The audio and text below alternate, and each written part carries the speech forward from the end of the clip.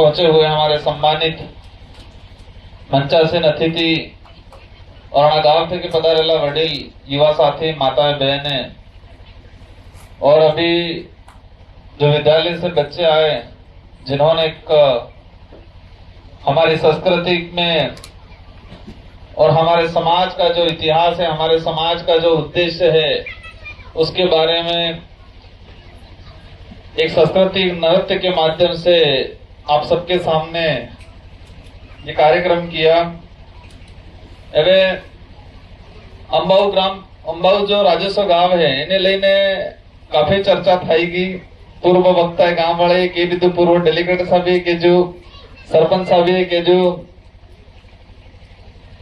अंबाऊ मोबी ने बेहतर ठोर आपजो विधानसभा चुनाव पहले आपजो आना बाद भी आपजो और अंबाऊ वाले की काफी लगाव है मन ने आनंद भी मार्थ के लगाव है वो लागे और उम्मीद है कि लगाव ने इसी रिश्तों है हमेशा बरकरार रहेगा, कार्य टूटेगा नहीं। सभा भवन ने लेने कुछ साथी आए और अणी के जो एमएलए साहब तने एटलो हमार करोड़ पड़े और मैंने इसको करवाया। रोड वाली जी समस्या है, पहले भी एक बार मेरे पास ये बात आई, लेकिन हो सकता है कहीं थोड़ा उधर उधर हुआ। एक रोड अपने बार वैसे बार उद्घाटन करें तो सब जा में शिलान्यास वालों अपने इज्जतपुरा डोका से ये मना का देव सरथुना वाला वो 3 ग्राम पंचायतों को जोड़ता है। ये वाला भी मेरी जानकारी में आया, इसको भी मैं प्रयासरत था लेकिन किसी कारणवश रह गया है और मैं आज आपको आश्वस्त करता हूं कि इसको आने वाले समय में अपन इसको अवश्य कराएंगे। आज हमारा जो उद्देश्य है, आज इस बात की खुशी है कि हम लोगों को बांट दिया गया था, अलग अलग तरीके से बांट दिया गया था और ये विचारधारा आई। इस विचारधारा आने के बाद हम लोग सब आपस में जुड़े, हमारे सबके रिश्ते बने। ये पार्टी नहीं है, ये विचारधारा है। ये राजनीतिक पार्टी में कोई उद्देश्य नहीं है, राजनीतिक पार्टी बल्ले नहीं, ये अपनी एक विचारधारा है और इस विचारधारा आदिवासी परिवार ने जो विचारधारा है, ये विचारधारा में थे कि जो जोड़ाई जा आदमी ने कटु रिश्तो मतलब एक मजबूत रिश्ता बन जाता है और वो रिश्ता कभी टूटेगा नहीं।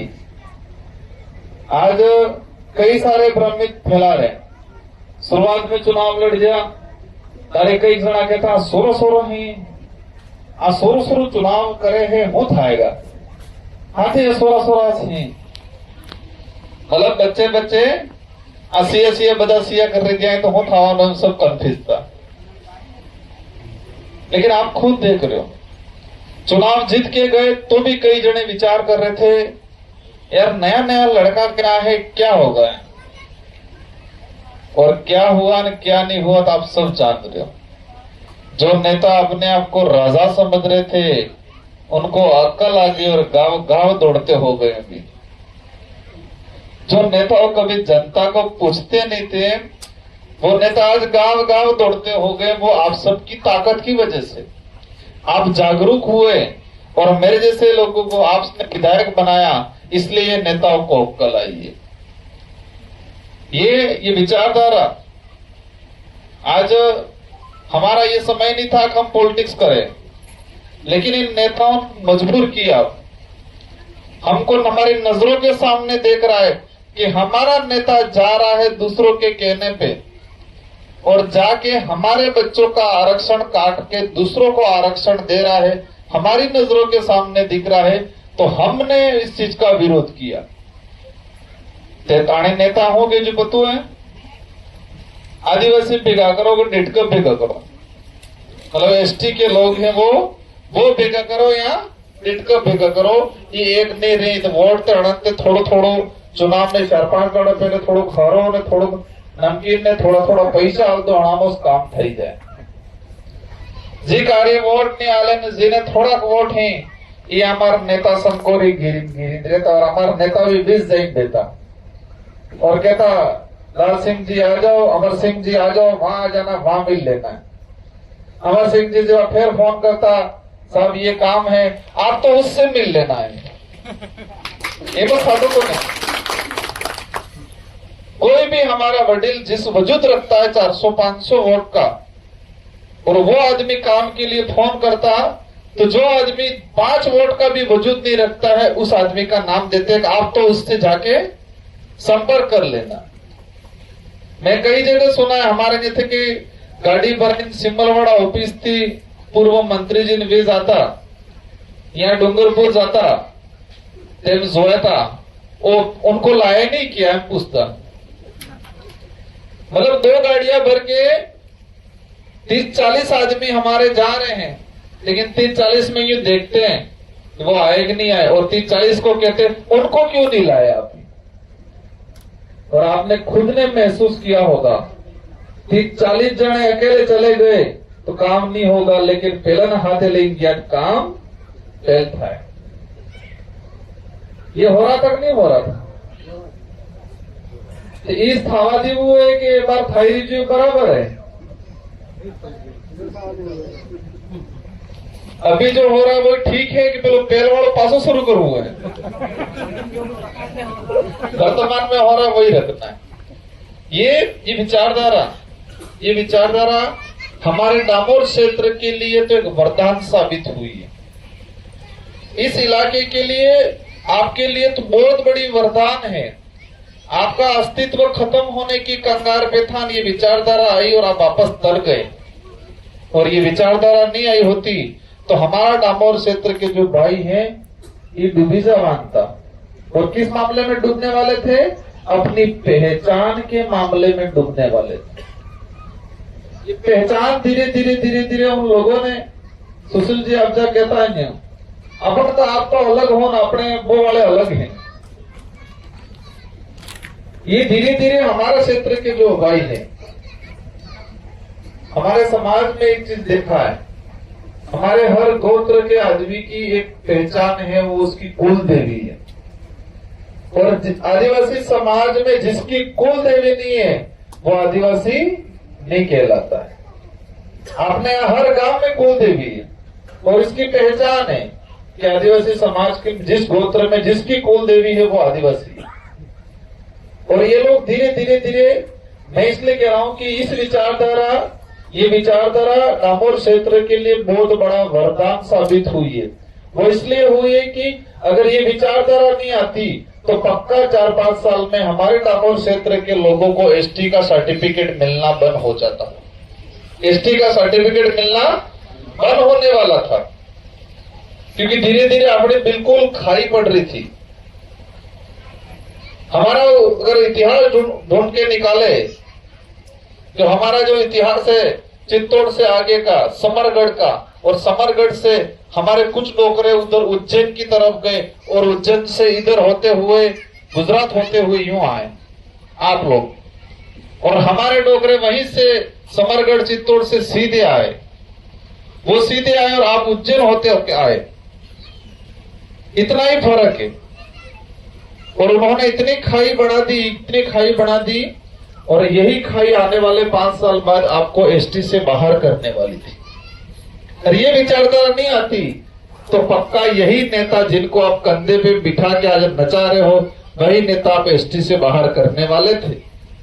कहा है उन्होंने लोकसभा में जब एमपी थे, कहा है तब कि हमारे सिमलवाड़ा क्षेत्र के अंदर कुछ डामोर भाई हैं, वो उनको एसटी से बाहर किया जाए, वो एसटी में नहीं आते, ये बोला है उन्होंने।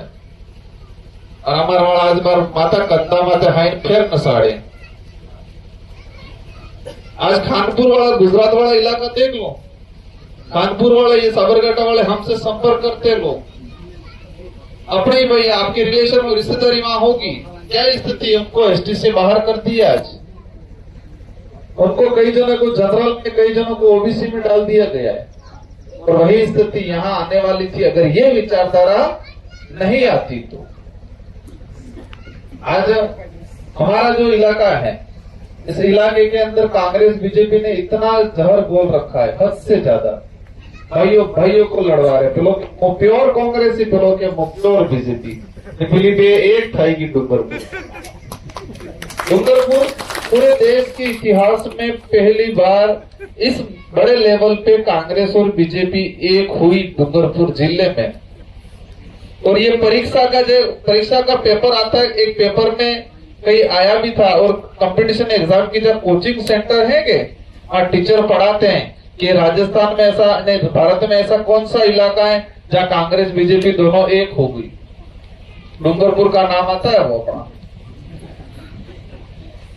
के मन के तमें હું કીધું મોમ को हमें કઈશ नहीं कीधु, लेकिन कांग्रेस बीजेपी ने एक तो जरूर करी नाखी हमको।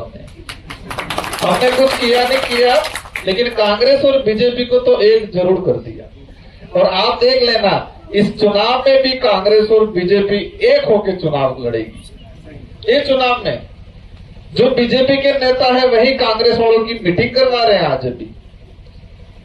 कुछ कांग्रेस के पुराने नेता हैं वो बीजेपी वालों की मीटिंग करा रहे हैं। और दोनों मिलके पीठ अपने कोई मंदिर है अपने सालेस वाले मीटिंग में मीटिंग कर रहे हैं। यही फिक्स है। क्यों? क्योंकि हमारी ये ताकत बनी है, इस ताकत को बिखेरना चाहते। थोड़ा सा विचार करवानो कि जो 75 साल तक दोनों अलग हैं यूं करके लड़ रही थी और हमको लड़ा रही थी आपस में, तो 4-5 साल में ऐसा क्या हो गया दोनों एक हो गई। इतना विचार करना थोड़ा कि जो 75 साल से दोनों अलग थी, आपस में लड़ रही थी और हमको भी लड़ा रही थी दो पार्टियां, तो हमारे इस इलाके में ऐसा क्या हो गया कि दोनों इन 4 साल में ही एक कैसे हो गई भाई। ये विचार करना लोगों का तरीका था इस तरह से। ये लड़ाई वोटों की लड़ाई नहीं है, ये लड़ाई अपने अस्तित्व को बचाने की लड़ाई है, आने वाली पीढ़ी की लड़ाई है, रिजर्वेशन की लड़ाई है, जल जंगल जमीन की लड़ाई है। मैं हर जगह कहता हूं આપણે छोटो मोटो पैकेट नहीं जूझते, अमन ते मालिका ना हक जूझे, जटली जगह में हमारा भजन कब्जो है, पूरी पूरी खातेदारी थावी जूझे। आज केंद्र में कानून ला रहा है। क्या कानून ला रहे हैं ये लोग? प्राइवेट ये जो वन अधिकार, ये भूमि अधिनियम 1956 है, उसमें संशोधन करके क्या कर रहे हैं ये देश के अंदर जितने जो पिलाना और चारा का पड़त जमीन है उस जमीन को प्राइवेट सेक्टर को लीज पे देने का कानून बना रहे हैं। और ये जमीन पे कौन बैठा हुआ? अपन बैठे हुए हैं। आज तक अपनी गरीब बैठा हुआ, लेकिन वे कानून बने रही है कि ये पिलाना जो जमीन है वो प्राइवेट सेक्टर को लीज पे दे। लेकिन दुख इस बात का है, वो तो दुख है, लेकिन एक दुख इस बात का है कि जो भाई बिलाना की जमीन पे मकान बेटा बना हुआ है और जो पार्टी इस मकान को उजाड़ने की नियम बना रही है, और हमारा भाई उसी पार्टी का झंडा लगा के बैठा हुआ है। कितने समझदार है? जो पार्टी इस मकान को गिराने का, जो पार्टी बिलाना की जमीन को किसी प्राइवेट सेक्टर बनिए ब्राह्मण को देने का कानून बना रही है, और हमारा भाई उसी पार्टी का झंडा पकड़ के बैठा हुआ है। वो समझने की जरूरत है। इन लोगों ने हमको छोटी छोटी योजना, छोटा छोटा लाभ देके गुमराह कर दिया। देश में वर्तमान में क्या हो रहा है? इतने यूसीसी कानून आया, फॉरेस्ट राइट का कानून आया, अभी मृत शरीर सम्मान विधेयक राजस्थान की कांग्रेस सरकार लाई। आ कानून में हूं है हमारा नाम केवल लागे अपनी मृत शरीर सम्मान विधेयक। मृत शरीर सम्मान विधेयक एक कानून आया। सुनने में क्या अच्छा लगता है? मरी जाए ने भी सम्मान अलवानो कानून जेऊस लागे ना अपने।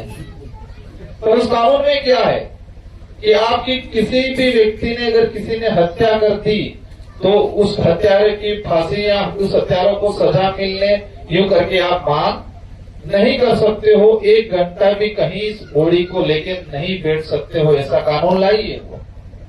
और अगर 1 घंटा भी आपने कोई मांग की कि मेरा बच्चा मर गया है तो उसका मुलजिम कौन है उसको गिरफ्तार करो, ये बात की तो आपको जेल में डालेंगे, ऐसा कानून आया है। लेकिन ये देश की मीडिया बता रही है, नहीं बता रही है।